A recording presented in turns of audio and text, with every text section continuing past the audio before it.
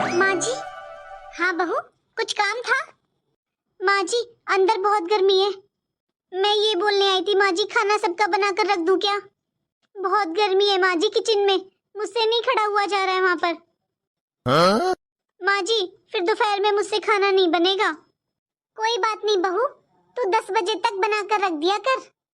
अरे इतनी गर्मी हो रही है, गर्मी में कौन सा खाना ठंडा हो जाता है।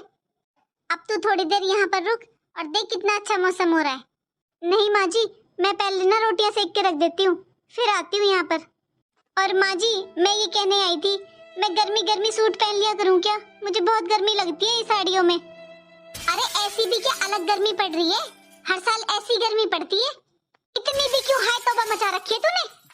अभी 2 महीने पहले तक तो तेरे ये नाटक थे कि हाय ठंड हाय ठंड, अब तेरी हाय गर्मी हाय गर्मी। सूट पहनने के बहाने हैं ये सब। बहू, सूट पहनने के लिए तेरा मायका बहुत है। जब अपने मायके जाती है ना, जब चाहे सूट पहन चाहे कुछ भी पहन, लेकिन यहाँ पर तो साड़ी पहननी पड़ेगी। माँ जी, आपको तो मेरी परेशानी हमेशा बहाना ही लगती है।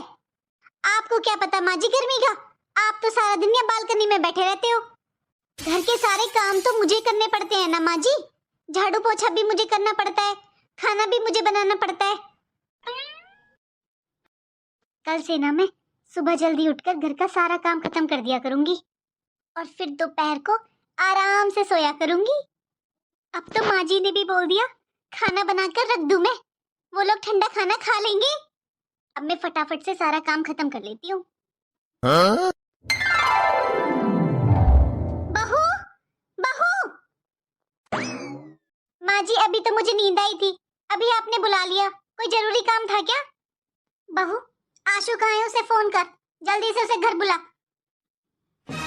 माँ जी तो दुकान पर गए हैं, अभी बुलाती हूँ। बस तू उसके पास फोन कर और जल्दी बुला घर पर। ठीक है माँ जी। हेलो, हाँ आप जल्दी से घर पर आ जाइए, माँ जी को आपसे कुछ काम है। जी ठीक है माँ जी, आ रहे हैं ये। क्या हुआ माँ? आपने इतनी जल्दी क्यों बुलाया मुझे? आशु, जल्दी चल बेटा मेरे साथ, मुझे अंजलि के घर जाना है। बेटा, उसकी तबीयत ठीक नहीं है और उसके ससुराल वाले उसे परेशान कर रहे हैं। पर मम्मी, जहाँ तक मैं अंजलि के ससुराल वालों को जानता हूँ, वो लोग ऐसे नहीं है। अरे बेटा, उसकी सास सीधा सीधा बोल रही है उससे कि अपना इलाज करवाने अपने घर जा, अपने मायके में करवा अपना इलाज। मैं बस इतना जानती हूँ बेटा, अगर उन्हें मेरी बेटी भारी पड़ रही है ना, तो मैं तो ले आऊंगी अपने घर। इस घर में उसके लिए कोई कमी नहीं है, ये उसका भी घर है। मम्मी, शायद आपको पूरी बात का नहीं पता होगा। मैं जानता हूँ अंजलि के ससुराल वालों को, वो लोग ऐसे नहीं है। मुझे अब भी ऐसा ही लगता है कि अंजलि की ही गलती होगी, उसने ही कुछ बोला होगा। अरे बेटा, कैसी बातें कर रहा है तू? अरे वो बीमार है, थोड़ा चिड़चिड़ापन हो ही जाता है बीमारी में।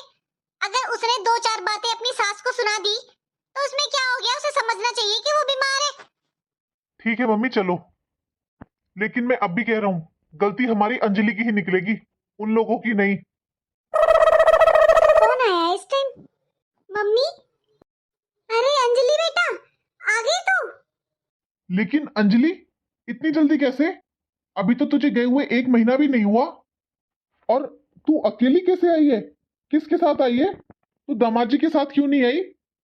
भैया मैं कैब से आई हूँ। लेकिन अंजलि, मम्मी तो बोल रही थी कि तुम्हारी तबीयत खराब है। बस कर आंसू, मुझे बहुत देर हो गई तुझे देखते देखते। कैसे सवाल जवाब किए जा रहा है तू? अरे एक तो बेटी बीमारी से उठकर उन नरकी ससुराल वालों से दूर आई है, और अच्छा हुआ ना तुझे जाने में परेशानी नहीं हुई। वैसे भी तूने तो एक बार बोला ही नहीं था कि हाँ मैं जाऊंगा अंजलि के घर। अब वो खुद आ गई है कैब से, उसने किसी को परेशान नहीं किया, तो अब तुझे क्या परेशानी है? तू इसे ऐसे क्यों ताने दे रहा है सास की तरह? अरे मम्मी, आपको नहीं पता, दामाद जी का फोन आया था, उन्होंने मुझे सब बता दिया। ये आज भी लड़कर आई है। क्या हुआ अंजलि? ये तेरा भाई क्या बोल रहा है? आज भी तू लड़ाई कर कर आई है क्या? क्या बोल रहा है तेरा भाई? बता बेटा, मुझे तो बता। मम्मी, मेरी कोई गलती नहीं है, वो लोग मुझे खुद मजबूर करते हैं उनसे लड़ाई करने के लिए। मैं नहीं लड़ाई करती मम्मी, वो लोग मुझे मजबूर करते हैं लड़ाई करने के लिए। भैया, आपको अपनी बहन में तो सारी कमी नजर आती है, और इनमें इनमें आपको कोई कमी नजर नहीं आती है। बेटा, अंजलि, मम्मी आपको क्या बताऊं, मैं उन लोगों की वजह से परेशान हो चुकी हूँ। आपको पता है मम्मी, बस मैं थोड़ी देर के लिए सुबह चाय पीने के लिए बैठती हूँ, इतने में तो मम्मी फरमाइशें आनी शुरू हो जाती हैं। देवर को छोले भटूरे खाने हैं, सास को पोहा खाना है, तो ननद को आलू के पराठे खाने होते हैं। अब आप बताओ मम्मी, मैं क्या क्या काम करूँ? ये नहीं सोचते मम्मी वो लोग कि इकलौती बहू मैं उनकी, थोड़ा चैन से जीने दे मुझे। मैंने आपको बता दिया मम्मी, मैं अब उस घर में वापस नहीं जाऊंगी। अंजलि बेटा, थोड़ा बहुत तुझे भी उनके बारे में सोचना चाहिए। तेरी शादी को अब इतना टाइम हो गया है, तुझे उनकी पसंद नापसंद का पता होना चाहिए बेटा। ऐसे बार बार गुस्सा नहीं करते बेटा, तुझे भी थोड़ा बहुत एडजस्ट करना पड़ेगा ससुराल में। मैंने आपको बता दिया ना मम्मी, मैं नहीं जा रही अभी वहां पर वापस। लो दीदी पानी पी लो ठंडा ठंडा। वैसे दीदी कितने दिन के लिए रहने आए हो? भाभी मैं अपने घर में आई हूँ, अब आई हूँ तो कुछ दिन तो रहूंगी ना, एक दिन में वापस थोड़ी ना चली जाऊंगी। बहू वो सविता चाची ने बुलाया है मुझे, थोड़ा टाइम लग जाएगा मुझे उनके घर से आते आते, तो घर का ध्यान रखना अच्छे से, और शाम को छोले चावल बना लेना।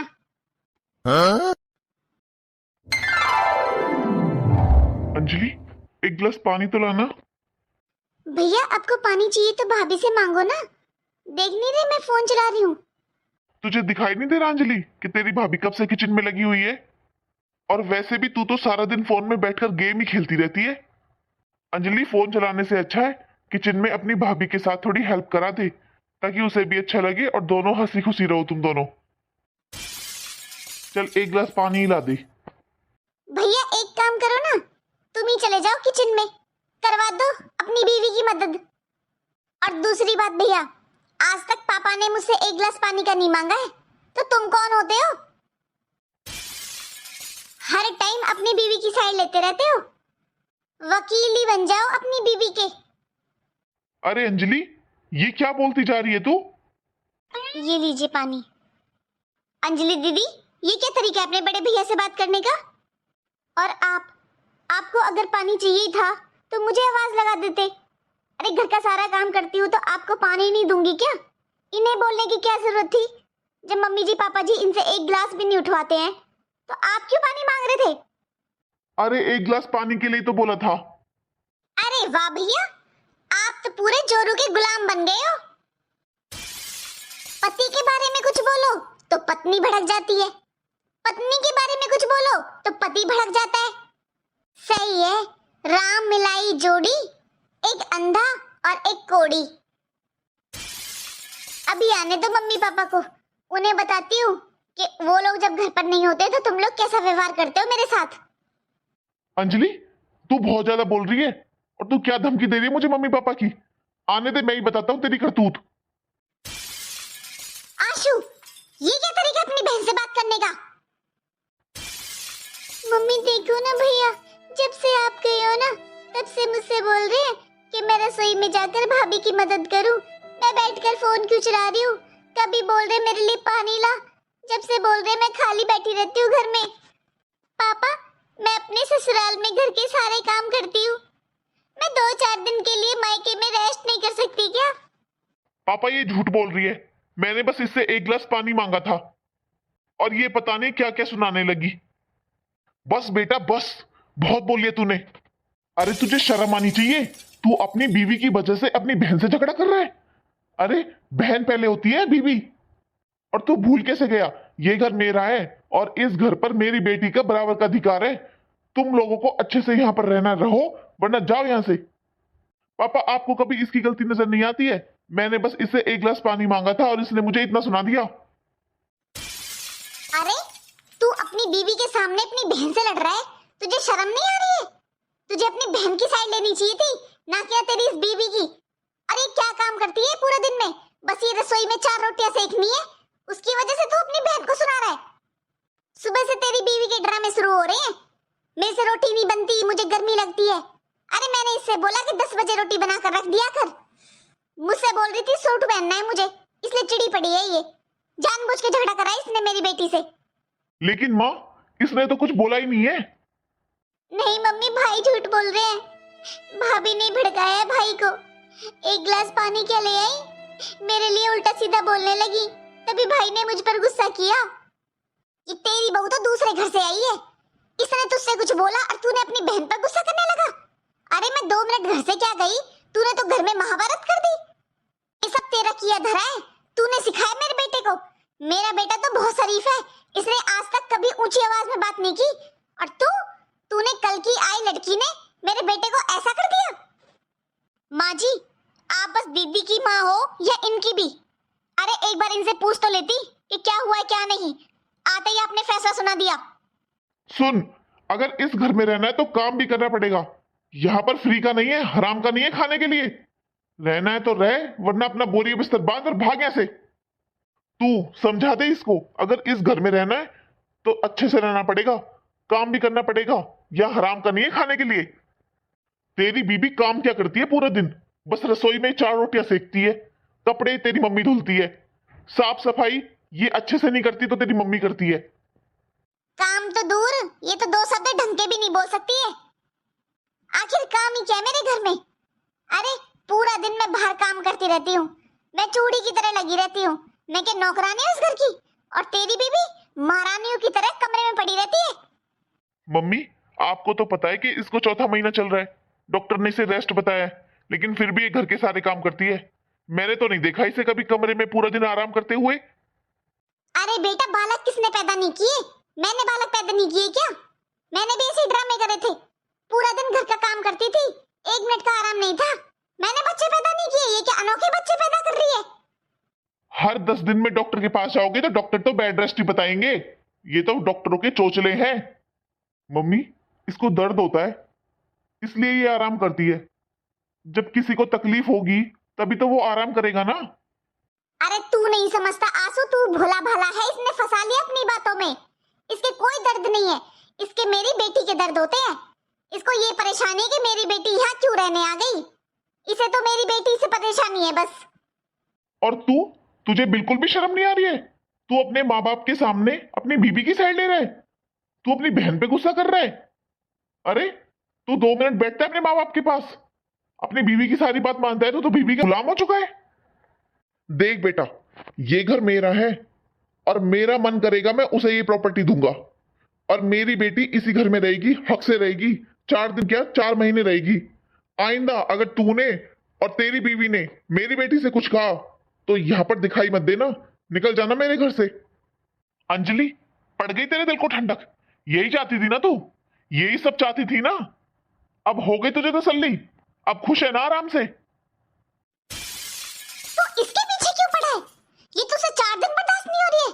अरे तो इतना गिर गया क्या? तू वही आशु है क्या? अरे बहन बेटी का करने से बरकत होती है घर में, और तू इसे बर्दाश्त नहीं कर रहा है। अरे अभी तो हम इसके माँ बाप जिंदा हैं, जब तू ऐसी हरकत कर रहा है। तुझसे 1 रुपया नहीं मांग रही मेरी बेटी, जो करते हैं हम करते हैं।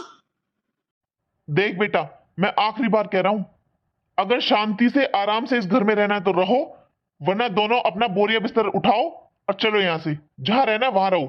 मैं इस घर का कुछ भी करूं, चाहे मैं अपनी बेटी के नाम करूं, चाहे मैं इसे बेचूं, चाहे कुछ भी करूं, लेकिन अगर इस घर में रहना है तो शांति से रहना होगा।